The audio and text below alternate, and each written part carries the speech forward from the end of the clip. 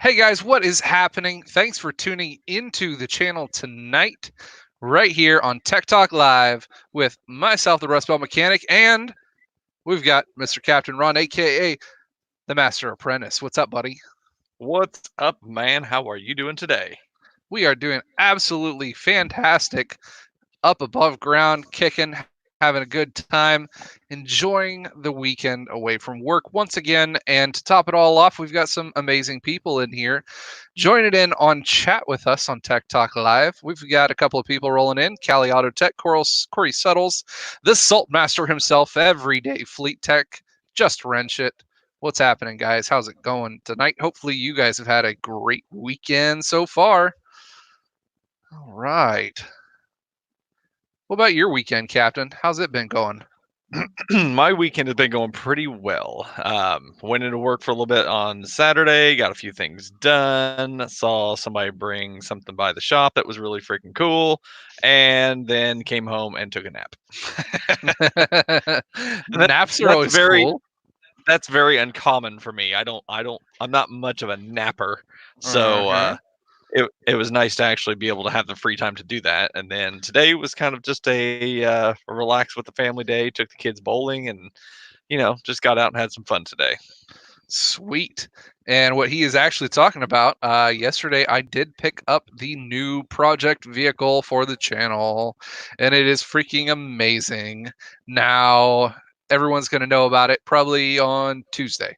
Video is going to go live then, and then everybody else can know it's going to be a good one. So you guys need to make sure that you guys stay tuned into that one here.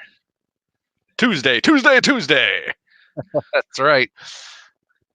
We might. This It this guy's depends. this guy's garage says church is in. Throwback to the old sermon days. That's right. Rustbelt sermon on the Sundays. Oh Back in the day yeah. when we actually used to play organ music before we actually started. And we had the mechanics sermon prior to. Yes, That was a good one. We I'd, might have to I'd bring dig, that one we ought to back out of the dead. have to dig that up one of these days. We will definitely have to do that. But anyways, we're going to jump into our talk tonight for the Tech Talk Live broadcast. Tonight we're going to be talking about the big three tool companies. We're talking Snap-on, Mac, and Matco. They are what is known as the big three here in the automotive industry for the last roughly 75 to 100 years. As a matter of fact, Snap-ons on their 100th anniversary, if I'm not mistaken, right? Right? Yes. Yeah, if you guys want to check out anything going on with the 100th anniversary, and I'll go ahead and plug it now, as well as the Dream Drive stuff that they've got going on, you guys can hop over to my channel, take a look at my new video that I just posted today. We took a look at the Snap-on truck again, and Kevin told us all about the Dream Drive contest that they have got going on, and we took a look at the new flyer that came out. Mm-hmm. Yeah, buddy. And just to remind you guys, make sure if you haven't already, make sure you hit that thumbs up button. We always like to see that one, gauge us on how we're doing. If you don't like it, hit the thumbs down. Don't really mind either way. Just let us know how we're doing in that aspect, or afterwards, leave a comment down below. So, And that goes for you guys also that are watching this on the after the live stream. So make sure you guys go on there, share this video with your friends, and make sure you guys tune in every week on both of our channels because we flip flop back and forth. yep, exactly. So, anyways, going into the information that we've kind of got going in here today, my rendition on the top three tool companies, and we're going to go into a couple of different aspects of this on why I think the top three tool companies need to either drastically change their entire sales point, their sales force, how they do business, and everything. Otherwise, they're pretty going to get flushed down the chitter. So over the Mm-hmm. last 100 years, like we said, these tool companies have gone pretty much uncontested. especially Snap-on. Snap-on has been known as the number one tool company for automotive technicians over the past, I'd say, 75 years or so. Now, Yep. just in my opinion, over the last 5 to 6 years or so, they have really started to get a bit of contest within the market. And I think the biggest thing that has come to bring that to light has been really the internet. I mean, Oh the yeah. mentality of the internet, you can get anything you want, however you want it, in 2 days or less, guaranteed. Isn't that right? That is right. You know, you go on Amazon or even ordering from a manufacturer themselves. A lot of them have free shipping or some sort of advanced shipping to where they get it to you pretty quick. So, you know, the days of waiting for a rep to come and ordering something and having to wait a week or two for it to come to you through them are out the window. Oh yeah. And on top of that, with the easiness of ordering all of those tools, you also have to think about the price value of that. The biggest thing that Snap-on is kind of known for right now, 5, 10 years ago, when you were told the name Snap-on, what did you think of? Most people were, thinking they're renowned for the quality of tools, that you are buying the best of the best, no matter what. It's guaranteed kind of thing right there. And Shaka Gillis, thank you very much for the $2 donation in the chat. Just a reminder to say that Royobi is trash again today. Thank you for that, Shaka. I have to give him props for his consistency. That's right. Always like consistency. So, Snap On, you thought that they were known as a name of purpose. They were the perfect tool company out there. They brought the best of the best all the time. And anymore, they're kind of falling by the wayside.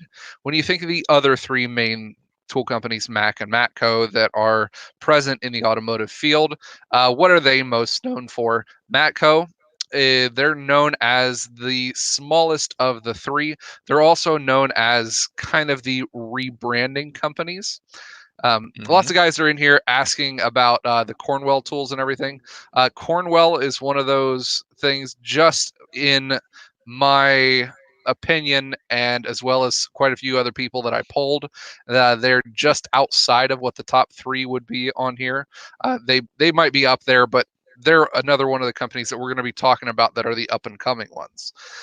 So Matco, they're known as the little brother. They're low down on the line. They're known for all their rebranding. They buy a lot of tools and the use of the tools, and then they are able to slap their sticker on to those tools.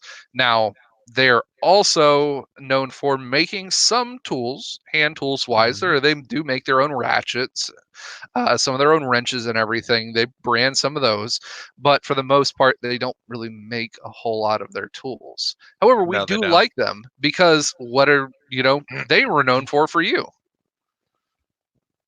Low price, right? Yeah, yeah. Sorry, I didn't know that was that sounded like a rhetorical question for a minute. Yeah, I mean that's the big thing between any of the other tool trucks is that Matco is always going to be the lower priced out of probably the other two, to be entirely honest. hmm And then Mac Tools, they've been known for as just kind of runner up for that entire time. They do make some really cool tools. They do a little bit of rebranding, but not nearly to the amount that Matco does. They come out with some great innovative things. I think they're actually, in some aspects, a step above Snap-on some of their electric tools. Mac has come pretty great lengths. They were coming up huge in their pneumatic lines for the guys who are still using air tools in the shop over the electric tools still. Mac has some really, really great tools there. I really didn't have a whole lot in the way of use for their hand tools. I just didn't prefer them over the years. From what I actually got a hold of and used them, they were okay. And that's about where they lasted. They were just one of those It, it okay brands. it'd be nice to actually see some Mac tools for to be entirely honest, because I mean the only time I really saw Mac tools and I'd probably count them on one hand was when I was at school and we had a tool rep that was there and he would show off the Mac tools, but I never bought anything from them because I knew that back at my shop, we didn't have a Mac dealer. So therefore, if I bought something and it broke, then I'd have to hunt one down and try to get it replaced, and it would just be a bigger hassle than what I needed to deal with. So I personally don't have any comparison with Mac tools to anything else, just because I have no hands-on experience with them. Hmm. No, I have. I've seen quite a few of them. Just because we haven't had a rep here for quite some time, it's been some time since I've seen a lot of the newest stuff in hand myself. But I've gotten a lot of reputable feedback from people who are saying that they really, really like the Mac tools of everything, how they're doing business and everything. Is one of the other products that I think is what is kind of shooting them in the foot. Their issues come in the way of how their company is managed and or mismanaged, in the way of how they're perceived to people. I don't think they have a really great game when it comes to marketing and putting their name out there. I mean, how many times Mhm. out of all of your advertising needs have you seen between the three, Mac, Matco, and Snap-on? Who's the biggest one by far? Snap on, Yep. Second, Matco. Matco, and third always is would have to be Mac. Yep, I think they come in second place in the tools, but as far as getting their name out there and being a reputable line in something that people actually know, I think they fall behind on that one. So I think that's where they need to kind of step up in those lines. I agree. What do you think of the new Snap-on impact gun that's 10 grand? Dick Skinner brought this one up. So if you guys do not know about it, there has been some images leaked, and some of the people have been able to see the new 1-inch impact gun. Sorry, my phone's going off. Cell phone. People from work going And bananas. Don't they we know have we are we live? have we have a caller on the line. Caller, are you there? That's right. If it was Baker, you should have put him on. No, it was not. Oh, Um, darn. but anyways, the new Snap-on impact gun, 1-inch. It is gear reduction drive on this one, and it is $10,000. Now, in what That way, is just shape, insane. or phone do you think that any gun, regardless of what it is capable of doing, is worth $10,000?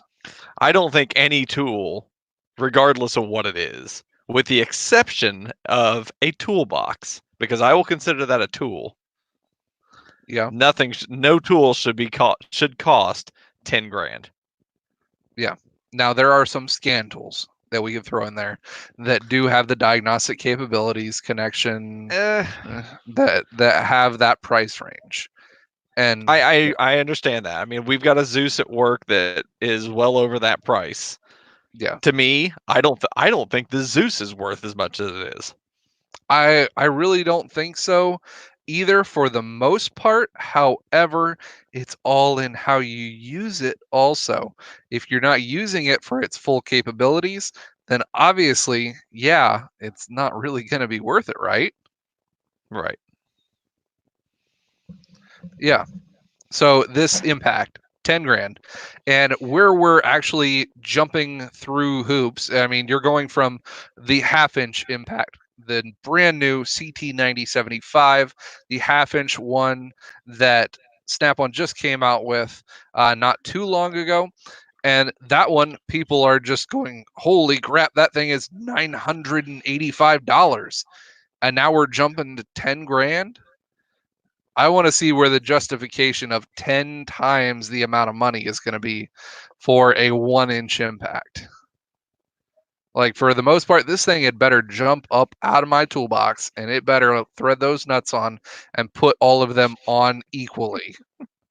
Yeah, that's what I said. When we were talking about this before, I said this tool better wipe your ass for you and do everything else for you as well. So I mean, it's just asinine that it costs that much. And just like we talked before, we know it's not that much.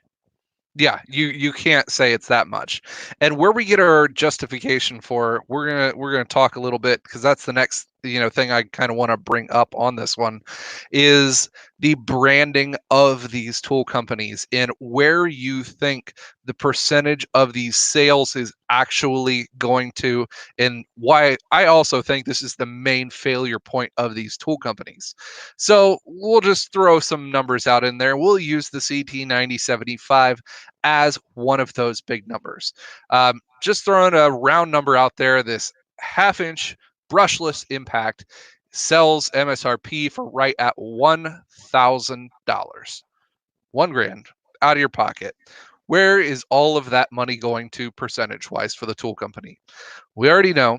If you guys don't know tool reps, I know quite a few of them who have been able to spill the beans on this one. Not going to throw names out there to that, but most of the tool reps themselves, being the ones who actually run the tool trucks, the franchisees, and I'll get into franchisees in a little bit on itself, they make roughly 35% of that tool. So $350 of that initial cost is going to your tool truck driver. And Mm-hmm. I mean, whether you think or not, that personally, I think that that portion of it is fairly well deserved. I think closer to 25% would be a better, trim off the top for the amount of tools that they sell, at least here locally. I agree. I think that would be pretty good on that one. Now, let's talk down to then the branding and I guess how much the tool company pushes that. I'm personally saying that just because of the marketing, the Snap-on name, the warranties that they're able to carry Mm-hmm. with a lot of these tools, I think that that's worth another 25 to 30%. Do you agree with that one? I would agree with that because I mean they've got to be able to market it. They got to have a name that stands behind it to be able to sell it, and then obviously be able to push the warranty and take care of the warranty issues that go along with that tool. Mm-hmm. Now, CP the Tool Addict did bring up, so he said, I think they should do their job for a month and then say that. Now, I get exactly where you're coming from, being the tool truck driver. It's a hard job. I've talked to some of the guys who are the tool truck drivers. It's a rough job to be able to do, and not just because of the pricing, but because of also lending, tool truck accounts, trying to find people who aren't paying their bills and everything. It's pretty rough, and they do deserve a pretty decent amount for the amount of job that they do on their routes. So we'll just say that one. Now, so where are we at? We're at roughly 35% towards the tool truck driver, 25% to the branding, marketing, and warranty. So right there, that's leaving, um, roughly $450 Mm-hmm. left out of that Yep. 1,000. Now you're also needing to pay for licensing. You're also paying Milwaukee still for the use of the 18-volt battery line with an 18650 battery inside of it. Milwaukee owns the patents on that one still, so you got to pay royalties to them. Can't say Yep. that that one's going to be a whole lot, but I'd say they're at least paying 5% to Milwaukee for the rights on that one. That sounds about right. So just guessing on that one. So now we're down to $400. $400 on the actual cost of a $1,000 impact. That is where the failure point is going to be for Snap-on, is how much they are having to pay everybody down a consecutive line within their ranks. Now, personally, I think where Snap-on and the other tool companies can come to fruition and they can bring a better company out for themselves is going to be to actually get rid of the franchisee program. Right off the top, the franchisees, because they are having to pay for the branding, the names, the rights, everything that they actually have to pay for on each one of those tools, is a ridiculous amount. So Mm-hmm. why would you not want to have them under a corporate umbrella? I mean, does that make sense to you? I mean, I can understand the fact that where the franchisees, I guess, look at it like they're going to make more money. But I mean, if they're going to a corporate, then you're almost going to the same thing as, you might as well just call it retail at that point. You're getting paid per hour or per commission, or you're getting a commission based sale off your tools. And yes, going to that may lower the price, but is it going to be substantial enough to keep tool truck drivers actually wanting to do it? Hmm. Now, that would also, in my opinion, fill the gap between the bad experience that a lot of people see in some of these tool truck drivers. We are actually pretty fortunate, myself and the captain here. We Yes. have a really good route driver. We have really good people who are the franchisees. They take care of us. They do what we need pretty much at the drop of a dime. They know that we Hmm. spend good amounts of monies with them, and it's going to be one of those things where that is the make or break difference between somebody enjoying the tool truck experience and somebody saying, I will never ever buy another tool off of a tool truck again. It's just that plain and simple. Now, if you were to get rid of the whole franchisee aspect of things, then you're bringing those people in under a corporate umbrella. You're bringing them under, I guess, laws, rules, regulations of the corporate status and the corporate ladder, to where they are needing to be able to function better to and for the customer, maybe giving them bonuses based on how well they keep their routes and how well the customers, I guess, would put surveys through, or how many tools that are purchased. Whatever would work on that one. But I personally think that since you are having the way of franchisees, there's just too many hands in the cookie jar, and there's too many things where people are needing to make money on for that one. So why do we continue to need franchisees? I don't know. I don't know either. Yeah, they would need to drop their prices. The amount that technicians are paying these days are going outrageous, and I think that is just feeding into the mentality here in the 21st century, to where people can just put it on credit. I mean, Captain Ron, you've seen how bad do you think, from 1 to 10, the predatory lending of a tool truck is? 11. I mean, even our guy who takes care of us, I will go on there and I'll look at something. I'll be like, man, I really want to get one of these, and immediately he's like, hey, you want to open another line of credit? You want to rerun your credit and see if we can get you some more credit to buy you this tool and get it in your hand and put it in your toolbox? And I'm like, nah, man, I'm good. I don't need more credit right now. Exactly. But that's the predatory portion of that one, is they've got everything. One-stop shop in a truck that comes to you. Mm-hmm. So not only are we bringing you the product, we're bringing you the sales, we're bringing you the updates, and we're bringing you a way to pay for it all, even if you don't have money for it. What? Don't forget those free gifts that for buying Oh, those oh, products. did I forget? Oh, my bad. All them free perks, right? It's just like when you stop at one of those Las Vegas casino hotels. You getting the free drinks. You're getting, oh, Yep. you want a free buffet with that one, mister? No problem. Here's the free buffet. You're But as soon as you stop gambling, hmm You are nope. nothing but the trash bin for them. They could Yep. care less on that one. That is the sad portion of it, that as long as you are taking the bait of what they are selling, is what they're going to be playing into for that one. The It's all about incentives.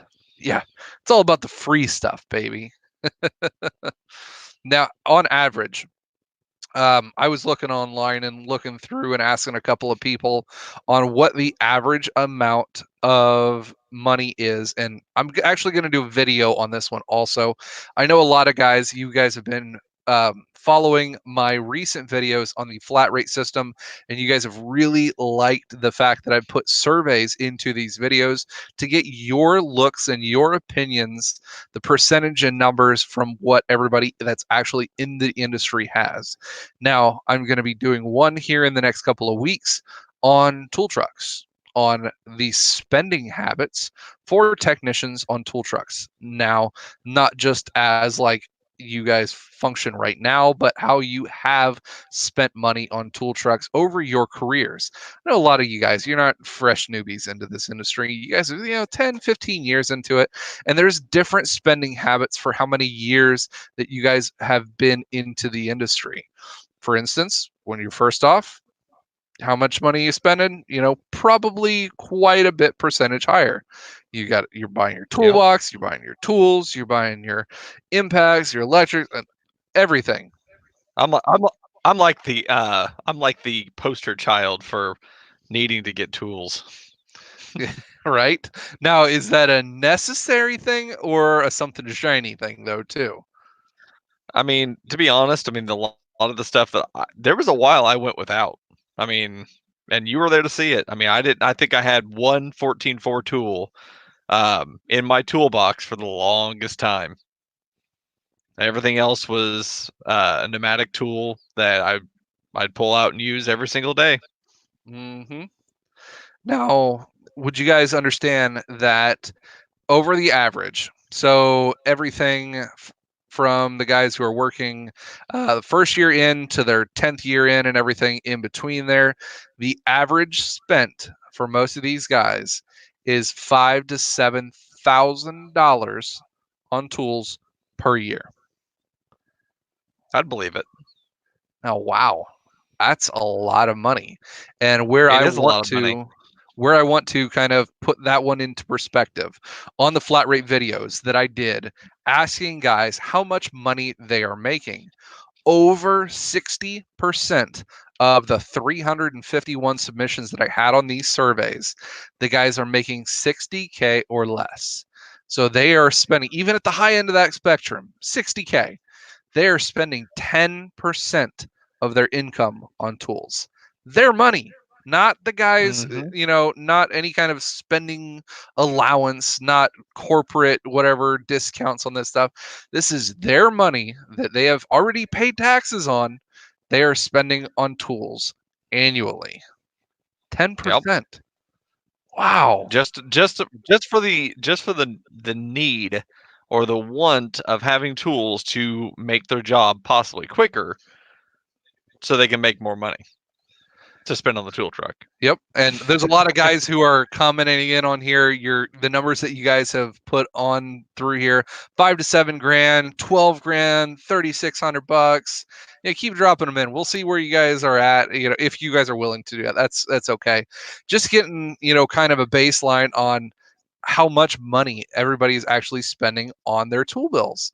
Now, I personally think that once you are probably your sixth to eighth year into things, that is when everything should be on the downturn on tool spending. That is pretty much on where everyone is at with the career that they're in. They know what they're doing, they know where they're going, and they aren't really jumping into something totally different. Wow, lots more numbers flying in at us. Read off a couple of them. Let's see. Depopo said 19K in 2019. This guy's garage says he's spending 20 a week. Chaka says easily 10K.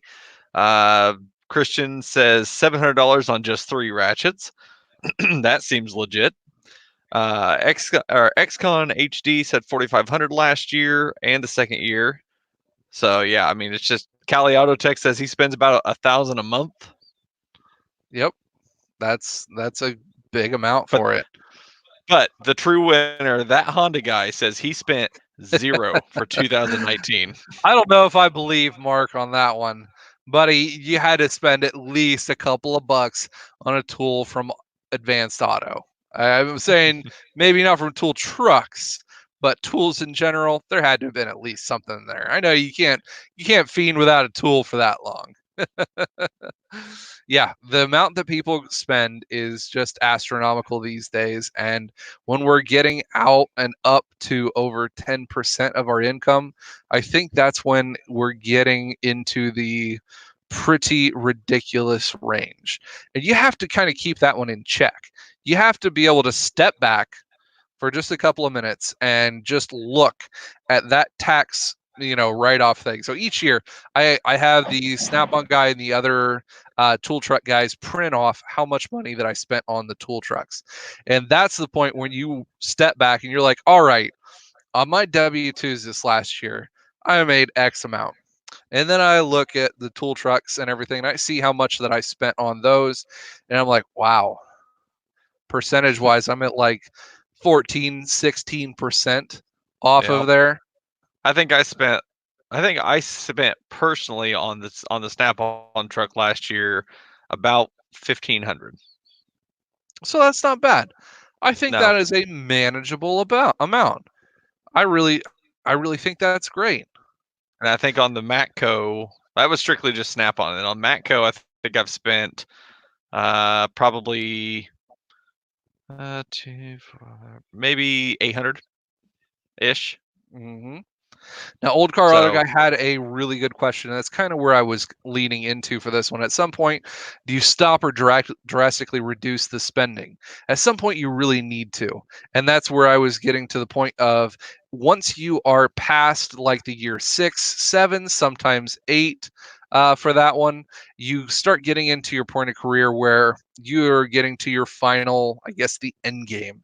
Whether you want to be a B Tech, just I'm totally satisfied with doing my brakes and suspension, a little bit of diag here and there, and I've just come to work, my 9 to 5, chill out, be done.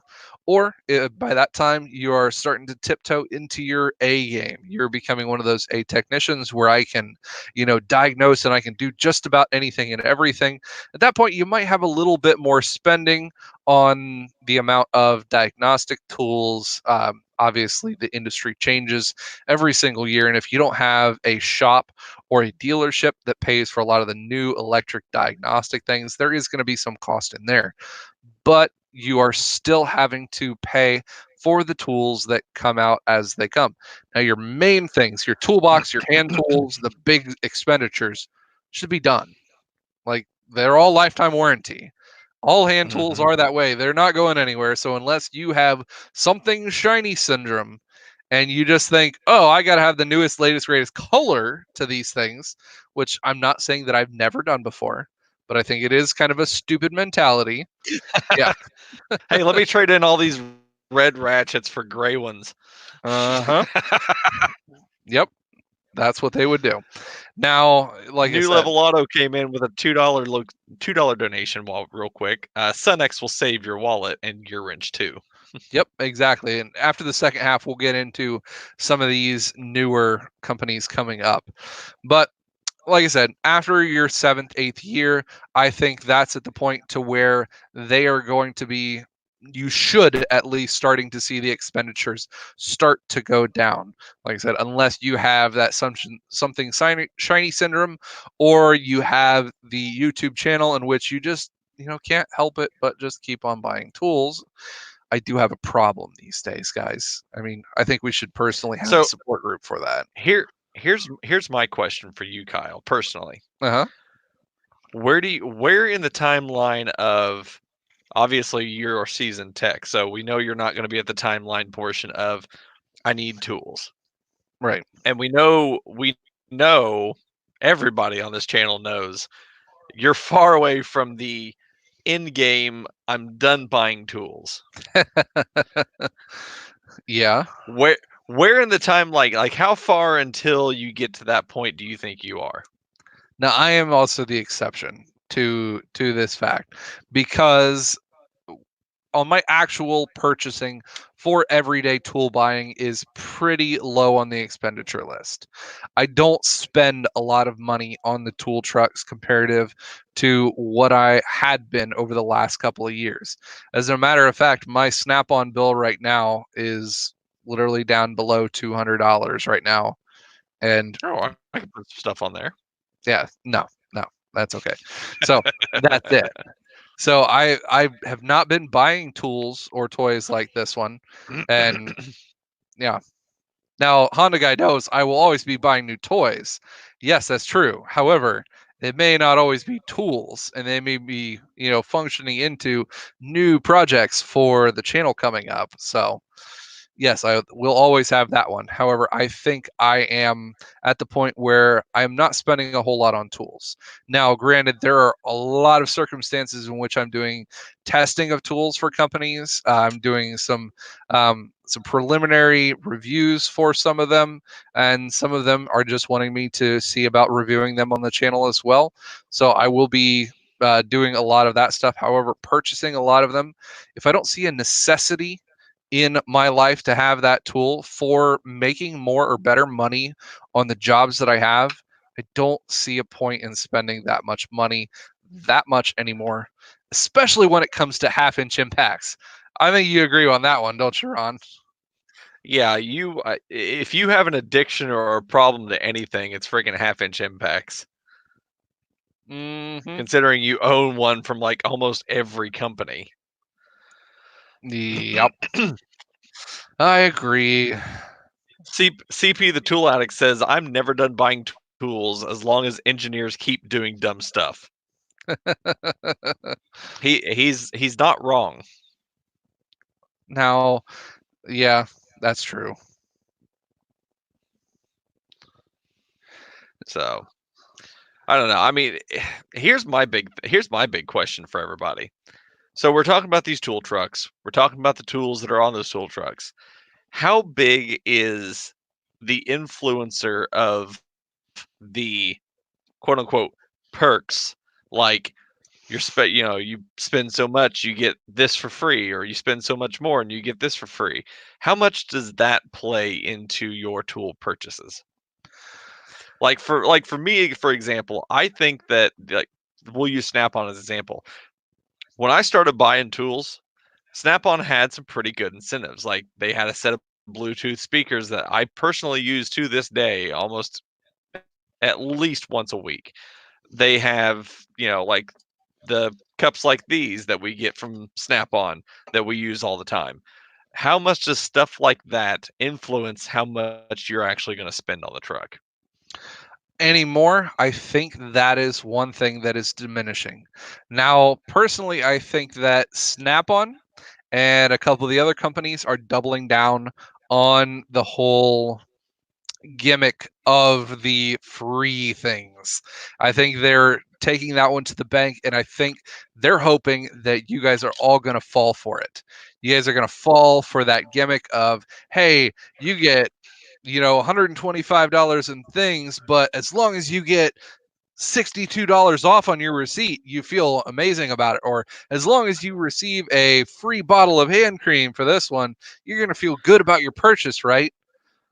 When Kevin told me, when you spend $200 on the truck and you get a 12-foot Snap-on vinyl flag, I was like, I'm done. Yep.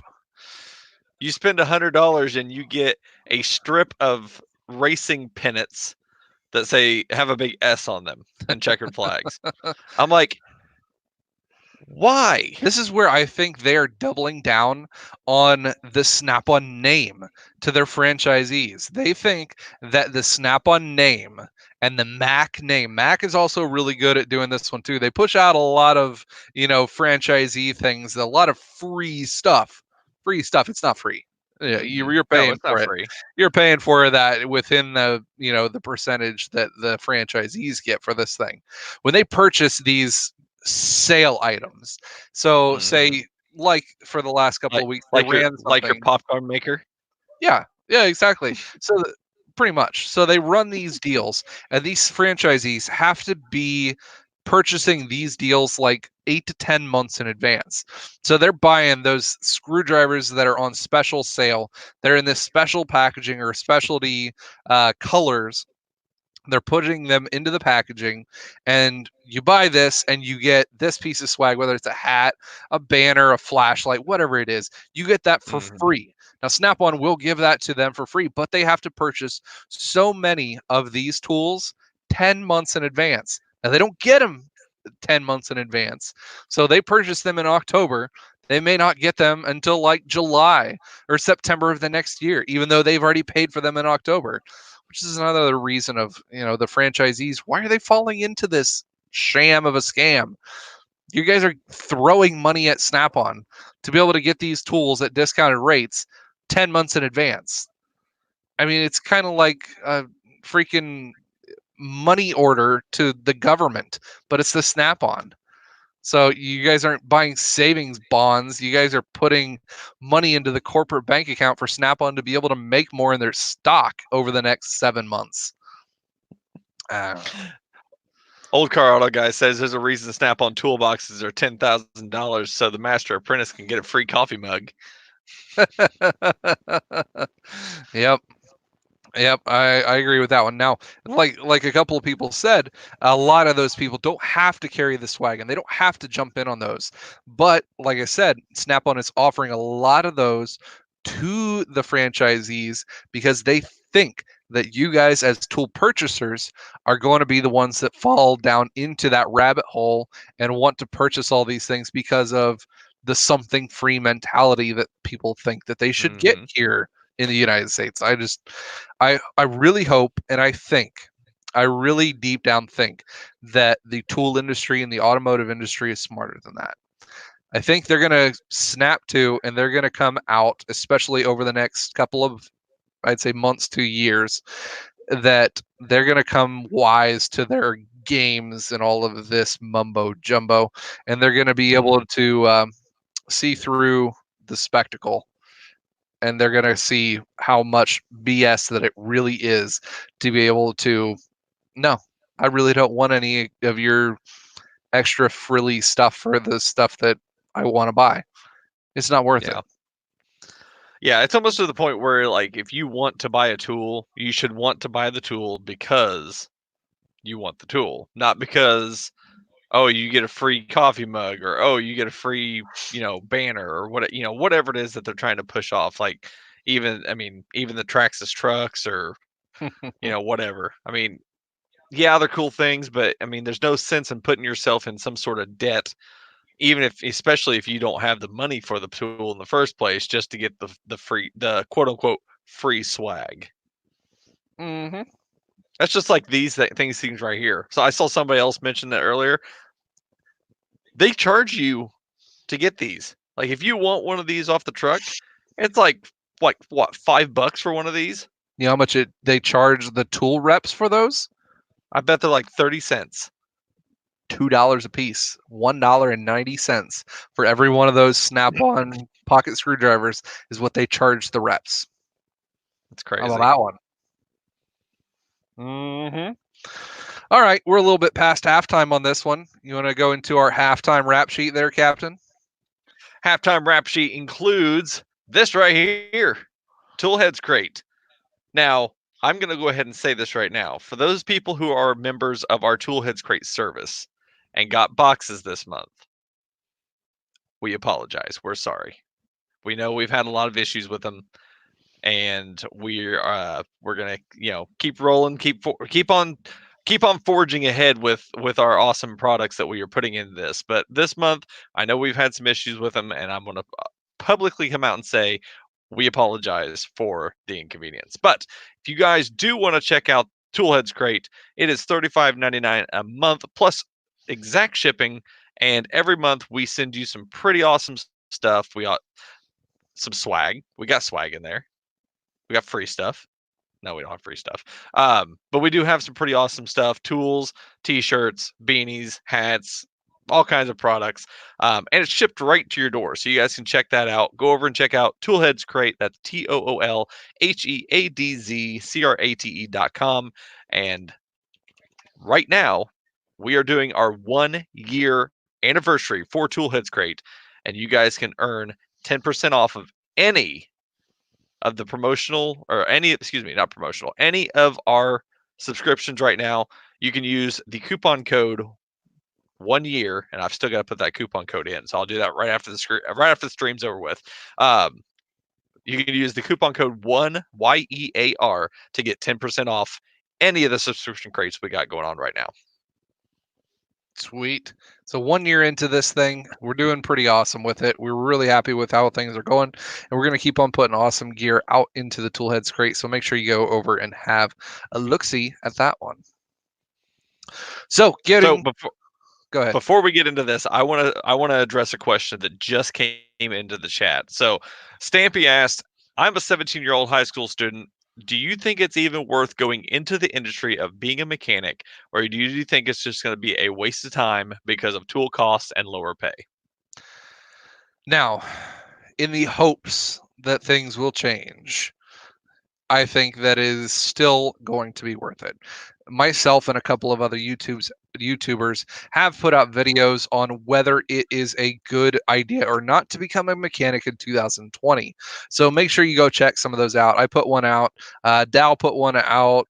The OC mechanic put one out. It's some pretty decent guys have put it out, bringing to light some of the negatives and positives to the industry and what it is to become a mechanic. Now, there's upsides and there's downsides, tool costs and everything. However, if you love what you do and you love coming to work and doing it, then you're never going to work another day in your life. And that is very true in our industry. I love working on cars. I I agree. love figuring things out. I like not sitting at a desk and not having to do the same monotonous thing over and over again every single day for the rest of my life. I'm so glad that I don't have that one. Definitely glad. Amen. Mhm. I am right there with you, man.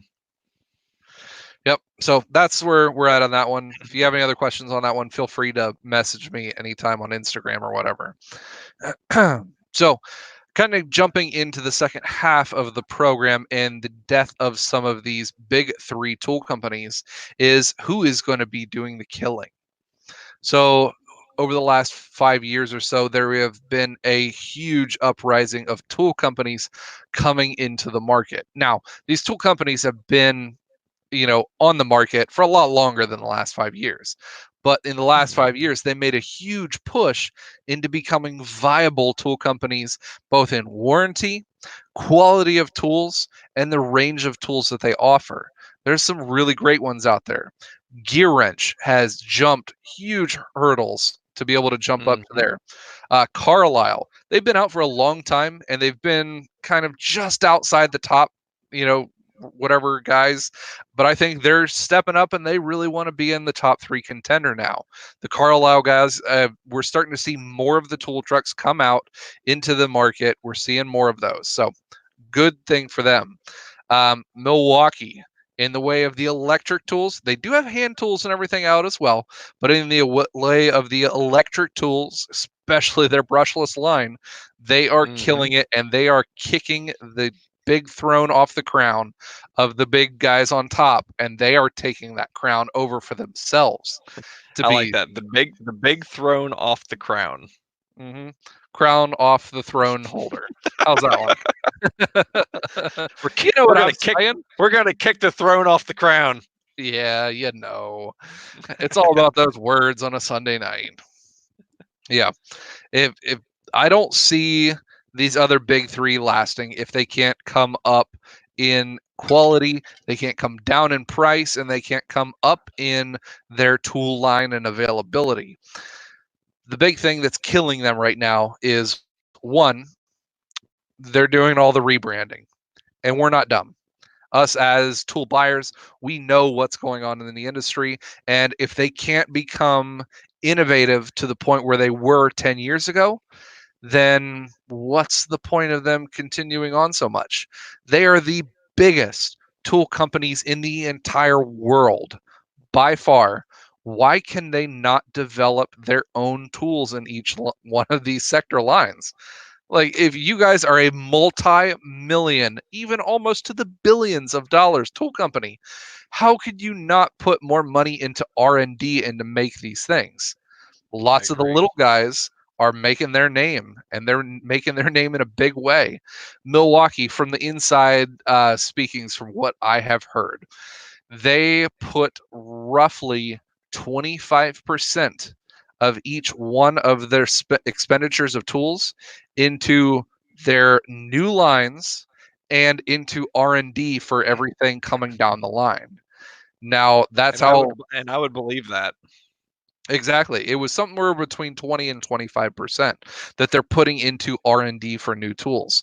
Now, that would also explain why, you don't see the massive flashiness of the Milwaukee tool commercials everywhere. Now, they do a good job at doing some marketing, but they don't blast their name out there because honestly, for me, they really don't have to.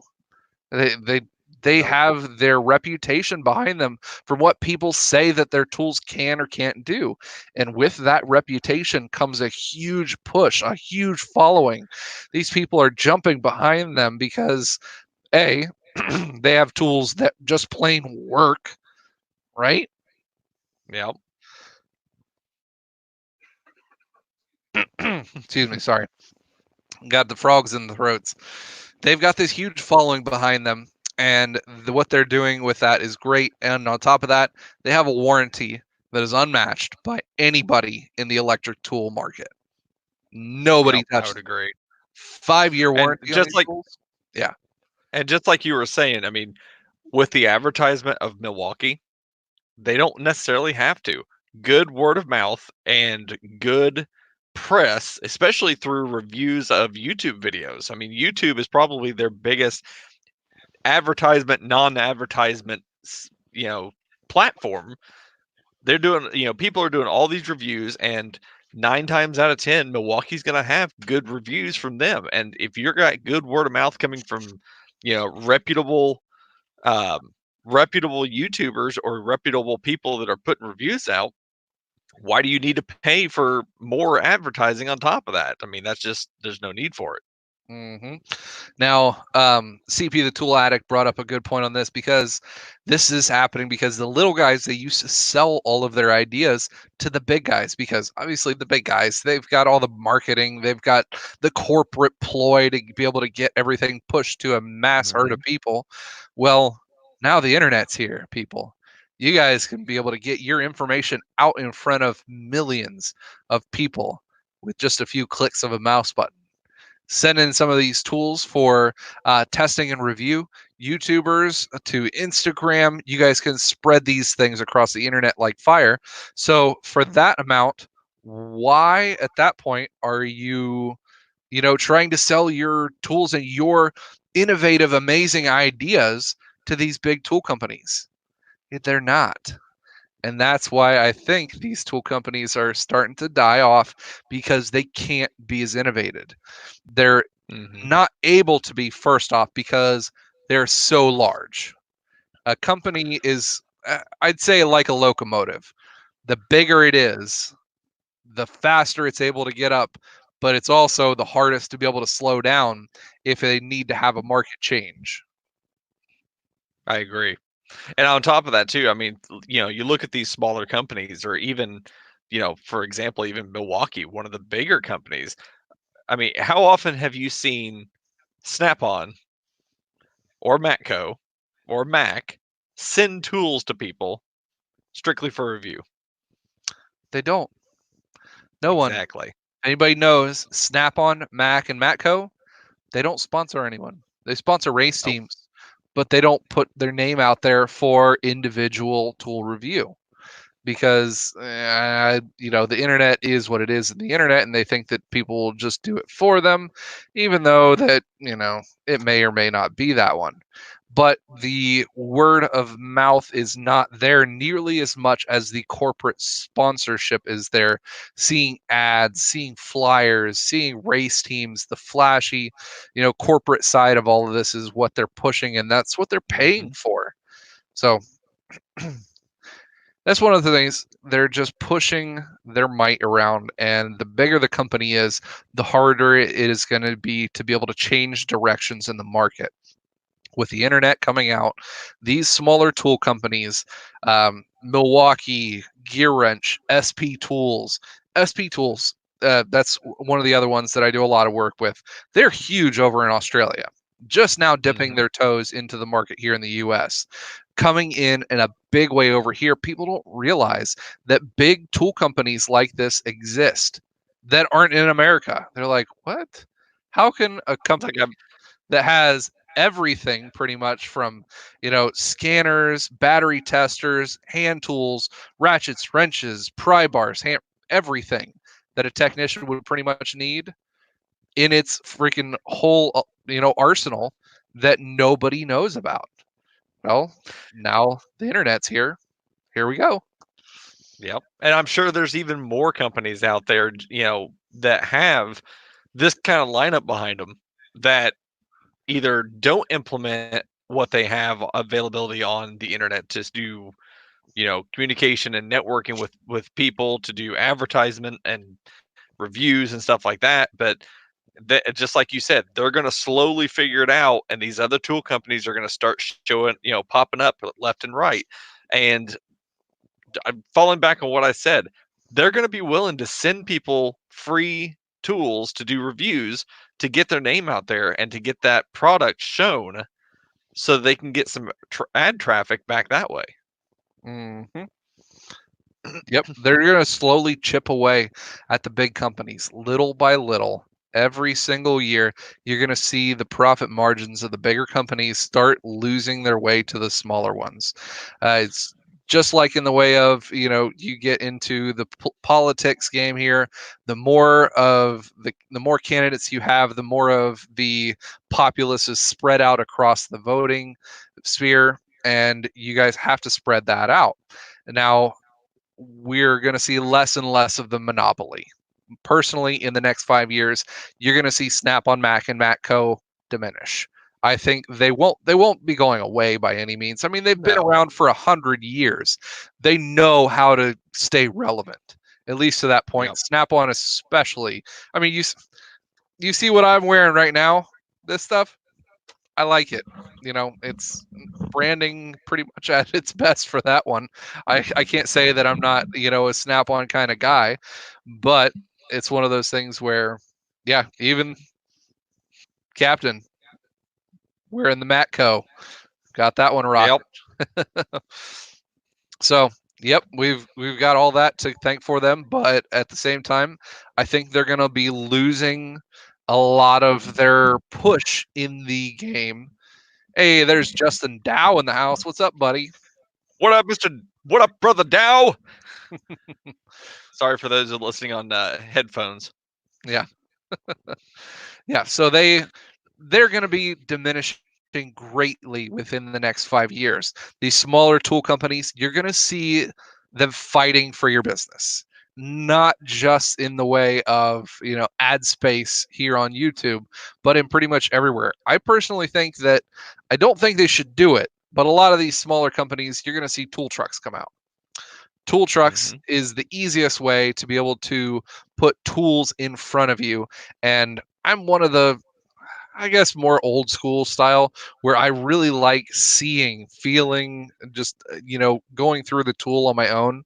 It's harder for me to put my impression onto this tool and how well it may or may not work just by seeing it in an ad or seeing it online or even seeing reviews of guys using that in themselves.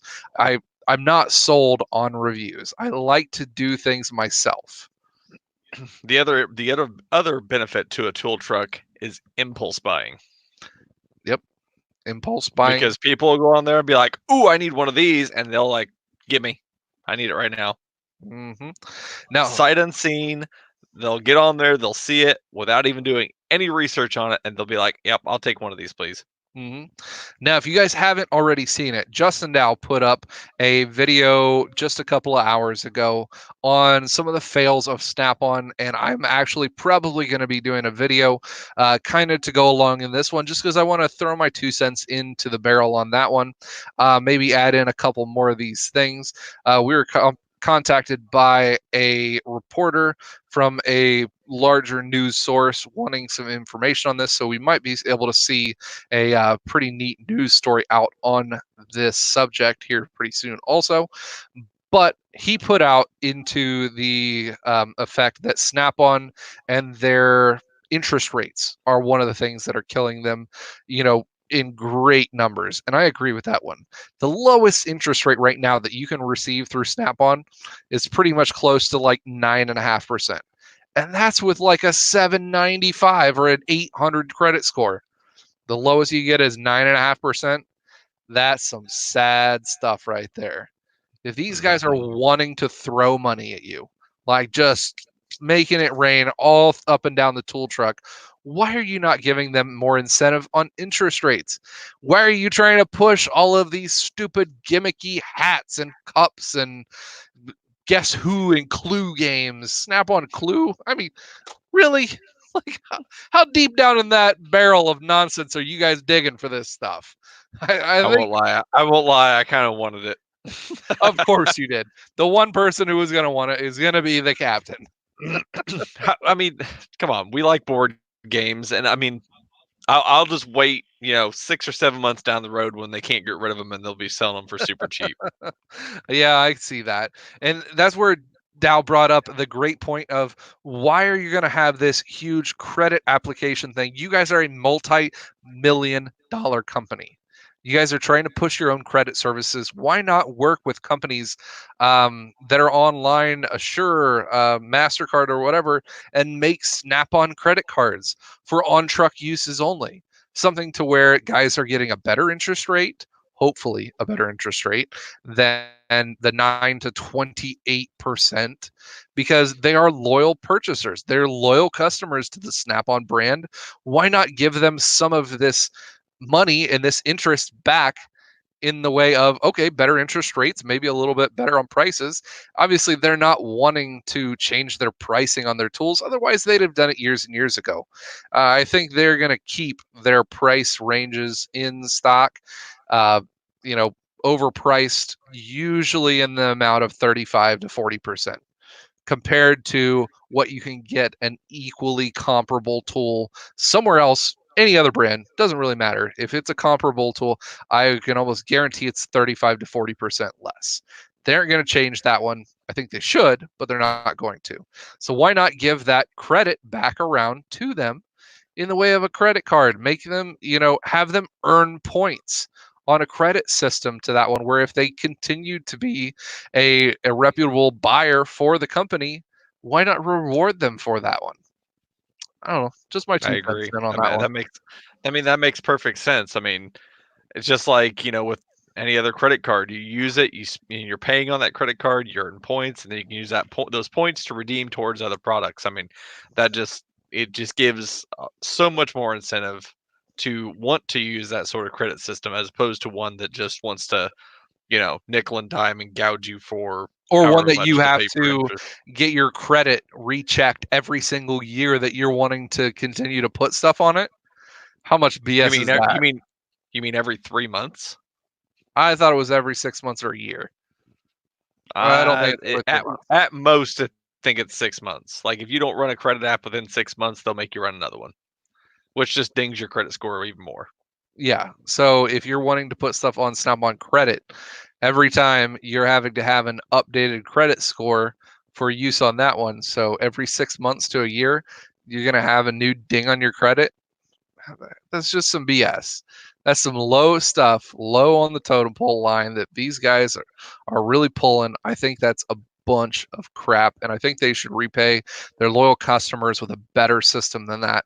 I personally think that would be the first thing on Snap-on's system that should need, just totally ramped or gone through. Second, to be Yeah. able to save them is going to be get rid of the franchisees. Bring everyone in under a corporate umbrella, give them the same rules across the board, put the people that are good employees into these areas where you may not have representatives. Have these reps in every single area, be able to cover the whole market as a whole, be able to make sales across the board, and maybe not have all the outages. Like I said earlier, people who have the bad experiences, the bad apples to this one are the ones who are, just had that bad experience and they're spreading bad words about the company because usually they had a bad experience and then their crappy franchisee tool truck driver never showed up again. So we're now You mean what, like our 2 Mac? You years? mean like our Mac dealer? Yeah, pretty much like our Mac dealer. That is pretty much the one. Bad ideas was what they've been running with on that one. Yep. So they need to see a resurgence in bringing all of their tool truck drivers to all the areas to be able to give a better experience, a more even experience. Like I said, we have a good experience. Me and the captain here, we have a great experience between our tool truck drivers. They need to be able to give that consistently across the board. Third on the list to be able to save the tool companies, it would be to offer better discounts and better promotions to their customers that are not in the way of just cheap cups and hats and games. They should be able to pass down some of the price savings to their consumers, to maybe some of their credit applications, something else to pass on savings to these people, because in the way of the internet, people are able to get anything they want within a day or two. And I think that is something that they should embrace.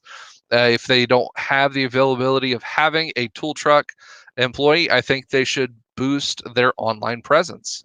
Yes, I know Snap on does have an online store, but it's not like the truck experience. Their online store is so dull and like 1990s that I think that one totally needs revamped for exactly what it's to be able to do. And if they're going to compete with any of the other online tool markets, then they need to upgrade those. Now here's another thought. What would you say if this be a improvement for the truck is limiting or getting rid of the amount of rebranded items they have on the truck? Do you think that is going to hurt them, or do you think that is going to help or help them?